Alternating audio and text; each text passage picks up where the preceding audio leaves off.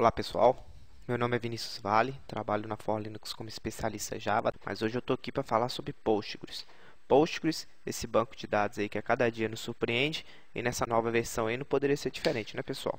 A gente está falando aí da versão 9.2, ela já foi liberada aí para o pessoal fazer o download, está disponível aí. Beleza pessoal?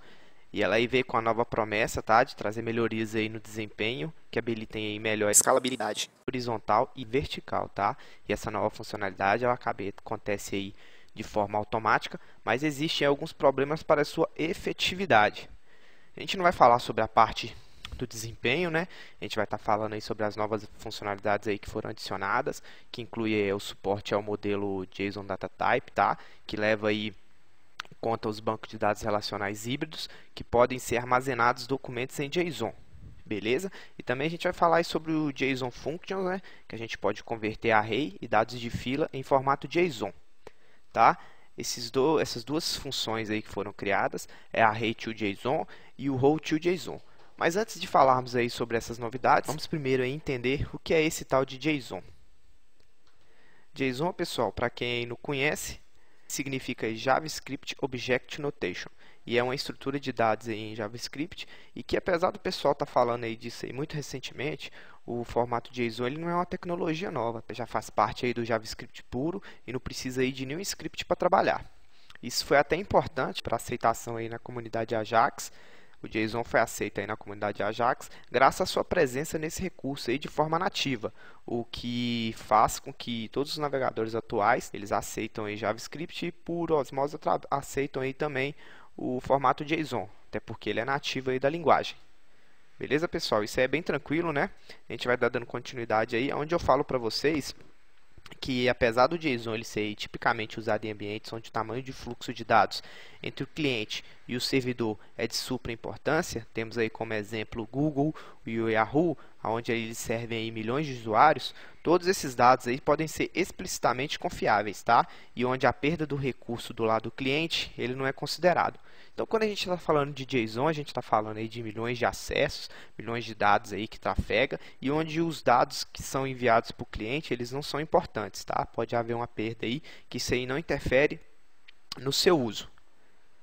Beleza? Isso é bem tranquilo de entender, tá? A gente tem que saber aí que o formato JSON é sempre utilizado aí por grandes empresas, tá? No caso aí o Google e o Yahoo, eles trabalham aí com os seus fluxos de dados aí utilizando o formato JSON. Enquanto frequentemente aí o JSON ele é confrontado com o XML, não é incomum ver tanto o formato JSON quanto o formato XML sendo utilizados aí na mesma aplicação.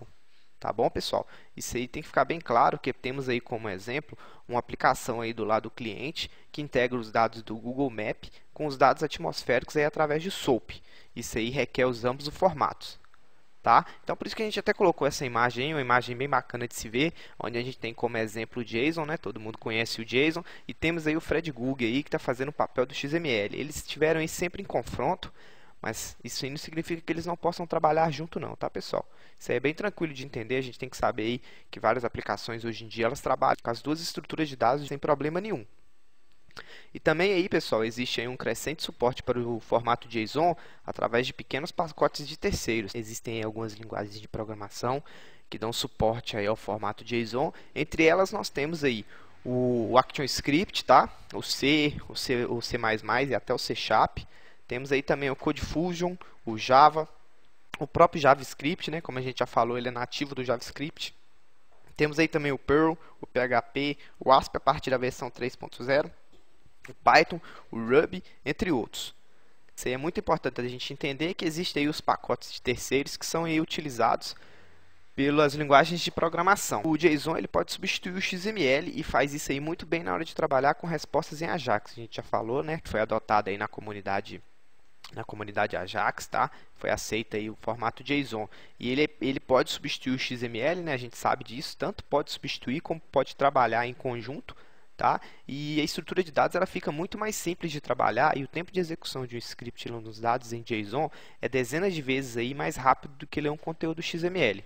Tranquilo, pessoal? A gente pode ver aí no nosso slide aí que nós temos aí um exemplo aí de um XML e um JSON para vocês verem aí que o XML ele é bem mais lento aí do que o formato JSON.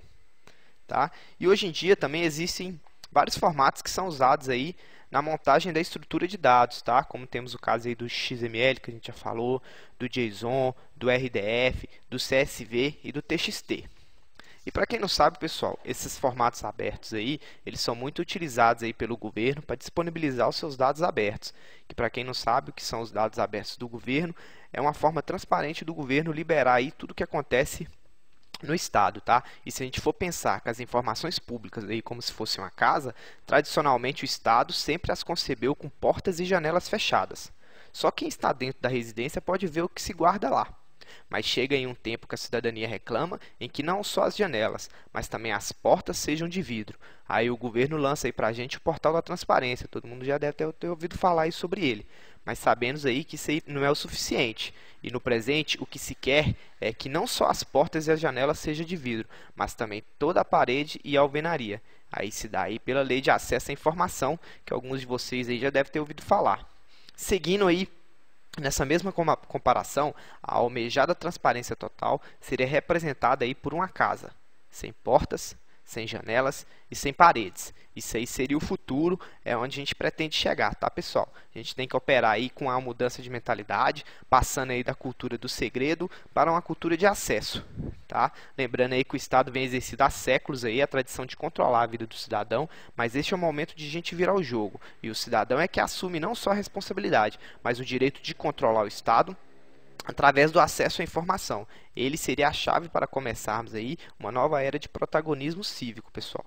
A gente não pode esquecer disso. E atualmente o governo disponibiliza seus dados de forma aberta por meio desses formatos que a gente falou, sendo o JSON um formato comum aí. Tranquilo? Então a gente tem que entender aí que o formato JSON ele é utilizado pelo governo para poder liberar seus dados abertos, e o Postgres está trabalhando aí com as funções que já converte as informações para a gente aí num formato JSON. Isso aí é bem bacana de a gente aprender, tá? E apesar de atualmente existirem programas bastante avançados aí de transparência pública, como podemos dar de exemplo aí a transparência orçamentária, ainda são raríssimos os órgãos ou secretarias que disponibilizam os dados abertos. Temos aí o projeto Alagamentos, ele reorganiza dados públicos sobre as incidências de alagamento na cidade de São Paulo, ajudando assim o usuário a evitar as vias congestionadas ou perigosas em dia de chuva. Esse mesmo desenvolvedor também criou aí o cmsp.topical.br, que é um outro site aí que leva informação aos usuários, tá? Esse primeiro que a gente falou aí é o exemplo do alagamentos.topical.br, tudo aí desenvolvido pelo mesmo desenvolvedor. Isso é bem bacana de ver, né? A gente sabe aí que várias pessoas trabalham aí com programação, tem aí um conhecimento avançado, pode estar utilizando aí os dados abertos do governo para disponibilizar aí alguma coisa bem bacana aí para os usuários, para os cidadãos aí. Tranquilo, pessoal? Vamos voltando aí. A gente vai falar um exemplo agora de como é que funciona o JSON dentro do JavaScript. Por ele ser nativo do JavaScript, a gente não vai ver dificuldade nenhuma em utilizá-lo. Basta a gente ter aí uma variável, essa variável vai receber aí um formato JSON, a gente pode estar vendo no nosso slide, e esse formato JSON, nós chamamos ele aí de dados, né, que é uma variável dados que armazenou ele está sendo enviado aí para uma função chamada eval. Essa função eval, tá, ela é de nível superior e não está associada a nenhum objeto. O argumento da função eval ele é uma string, e se essa string representar uma expressão, então a função ela avalia essa expressão. Agora, se o argumento representar um ou mais comandos de JavaScript, então a função aí executa as instruções. Tá, pessoal? A gente pode observar que depois que ele executa essas instruções, ele converte isso aí no objeto JavaScript, que é o nosso JSON Data. Ele é aí que trabalha com os nossos dados aí que foram convertidos no formato JSON. A gente vai ver aí no nosso próximo slide que a utilização desse formato JSON ela é muito simples, tá? Não tem dificuldade nenhuma. Basta a gente poder trabalhar aí com o nosso formato JSON e chamar aí todos os nossos componentes da variável que foi criada, no nosso caso é o formato aluno, tá? Dentro do aluno nós temos a prova. Tudo isso aí conforme está descrito aí no nosso formato JSON. Tranquilo, pessoal? Isso é bem tranquilo de entender, a gente não vê dificuldade na utilização do JavaScript. Ele é bem simples. Dando continuidade aí ao nosso webcast, a gente vai estar falando aí sobre nossos exemplos agora, de como é que a gente vai montar aí um exemplo utilizando essas duas funções, tá? A função row2JSON e a função array2JSON. Tá? Antes da gente mostrar o nosso exemplo, a gente primeiro vai estar criando aí um database, tá? Esse database a gente vai chamar ele de nova versão. A gente também vai criar aí uma tabela alunos. Essa tabela alunos aí vai receber uma chave primária e o nome de um aluno.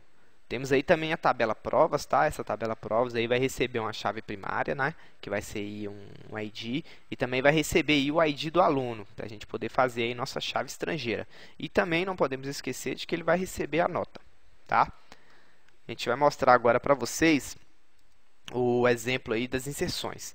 Temos aí um alter table, né, onde ele vai adicionar como constante a nossa chave estrangeira, né, que é o nosso ID aluno que referencia o nosso ID lá da tabela alunos, né, como a gente falou no slide anterior.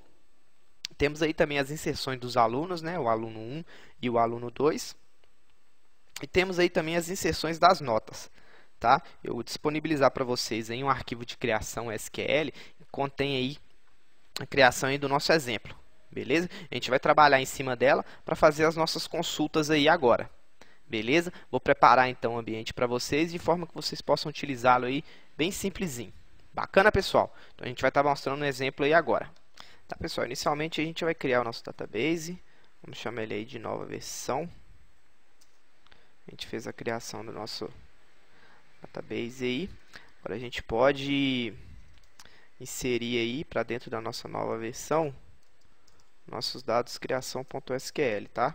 Vocês podem observar aí que ele já foi adicionado e a partir desse momento a gente já tem aí acesso às nossas tabelas. Tranquilo, pessoal? Bem simples de entender aí, né? Essa inserção foi muito simples aí. Nossa inserção aí, basta a gente chamar o nosso PSQL, fazer aí o nome do nosso database e fazer a chamada aí do nosso arquivo que eu vou disponibilizar para vocês aí para download. Bem simples isso aí, pessoal. A gente vai estar dando um exemplo, uma consulta que vai nos retornar aí simplesmente um array to JSON do nosso campo aluno, da nossa tabela alunos aí. Tá, eu vou copiar ela aqui para vocês verem. E ela vai ter que nos retornar isso aqui, tá?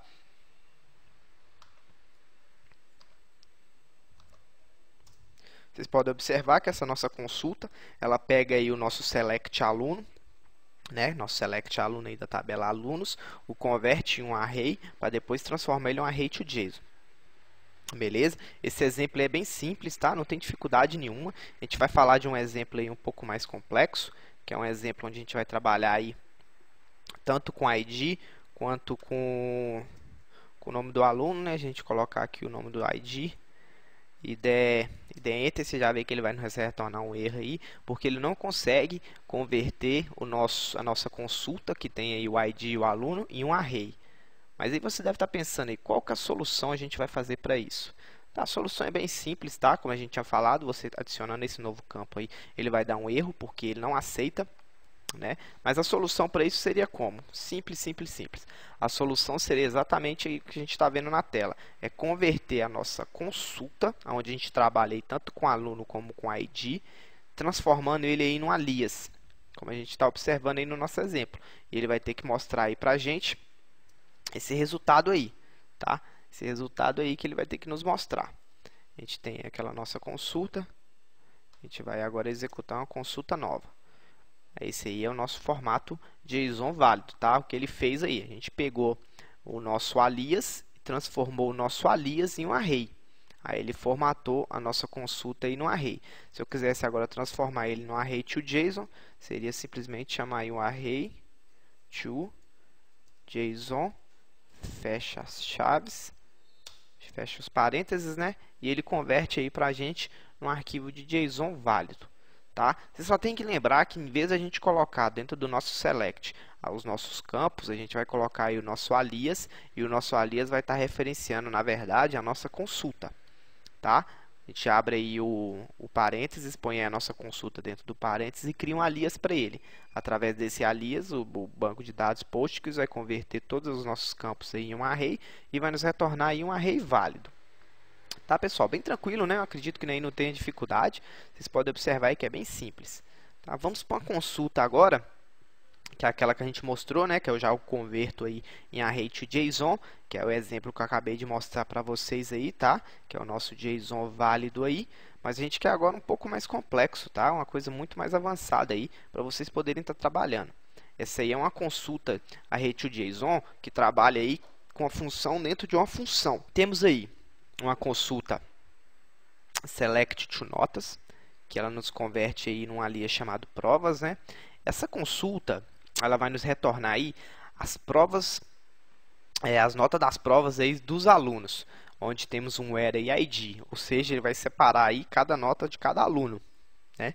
A gente vai converter essa nossa consulta em um array to JSON, tá? Lembrando que a gente vai trabalhar aqui com a notação, o alias das provas que estão aqui dentro do nosso parênteses, tá? Esse provas aqui é referente a esse JSON aqui do lado de fora.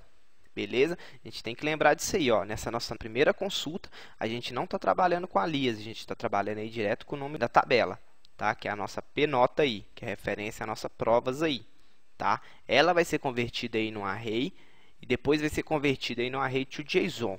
Beleza? Depois de convertido nossa consulta no array to JSON, a gente vai transformá-la em outro array to JSON, tá? A gente vai mostrar para vocês o exemplo aí funcionando. Bem simples de entender também, né? Não tem nada de difícil aí. Só um pouco de atenção. Colocamos aí a nossa consulta e executamos, ela nos mostra aí o nosso resultado aí, como a gente pode observar, as provas de cada aluno aí. Cada aluno 1, por exemplo, tem as provas aí 10, 8, 6 e 5. Dentro de uma consulta, a gente pode trabalhar aí com mais de uma função de array to JSON, que vai nos retornar aí um array to JSON, e dentro desse array to JSON terá um array aí de provas. Tá? Esse formato JSON ele é um formato aí válido e que vocês não precisam se preocupar com ele. Beleza? Então, ou seja, o nosso banco de dados aí já está convertendo aí para a gente as nossas consultas no formato JSON válido. Tranquilo, pessoal? Isso é bem simples de entender também, né? Não tem dificuldade. Essa aí é a função mais difícil aí que a gente tem que falar sobre ela, né? Que é o array to JSON. Lembrando que a gente vai ter que converter nossa consulta em um array para depois transformá-lo no array to JSON. Isso aí tem que ficar claro, porque dentro da nossa consulta a gente não pode trabalhar com mais de um campo. Caso a gente queira trabalhar aí com mais de um campo, a gente teria que fazer a chamada aí de um alias, tá? Criar ele aí dentro de um alias aí. Beleza, pessoal? Isso é bem tranquilo também, não vai ter dificuldade. Agora a gente vai estar falando aí sobre o formato Row to JSON. Esse formato ele é muito simples mesmo, tá? Ele simplesmente converte aí as linhas da nossa consulta em um formato JSON válido. Vocês podem observar que existem duas formas. Uma delas é trabalhando aí com o nosso alias, né, que é aquilo que a gente já falou anteriormente. A gente simplesmente joga aí nossa tabela alunos aí para um alias chamado A e simplesmente joga para dentro da nossa função root.json esse nosso alias. Ou então a gente pode trabalhar aí exatamente com o mesmo nome da tabela, onde a gente joga aí para o nosso formato row2json a nossa própria tabela. Beleza? Eu vou simular esse exemplo aqui para a gente ver. Mas ele é bem simples.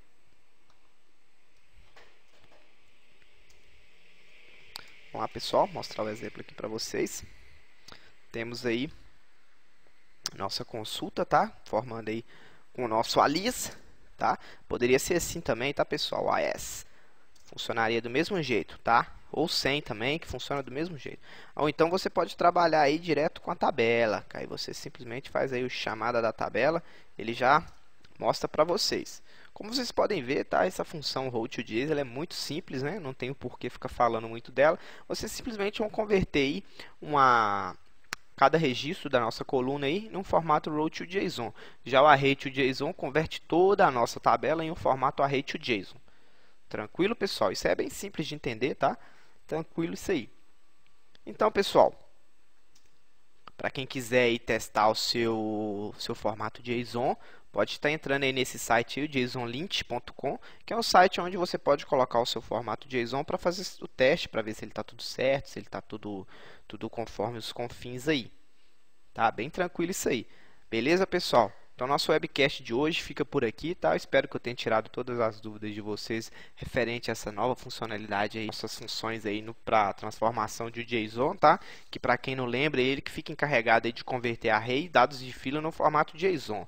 Tá? Lembrando que essa nova funcionalidade também houve algumas melhorias aí na parte de desempenho, da parte de escalabilidade horizontal e vertical. Lembrando que essas alterações elas acontecem aí de forma automática, mas pode existir alguns problemas aí na sua efetivação. Tá? Mas a gente não falou sobre isso, que o nosso foco aqui era exatamente essas duas novas funcionalidades, para mostrar para vocês aí como é que é o uso delas. Beleza, pessoal? Espero que eu tenha tirado toda a dúvida de vocês e aguardo vocês aí na nosso Tira Dúvidas ao vivo. Tranquilo? Então, até a próxima.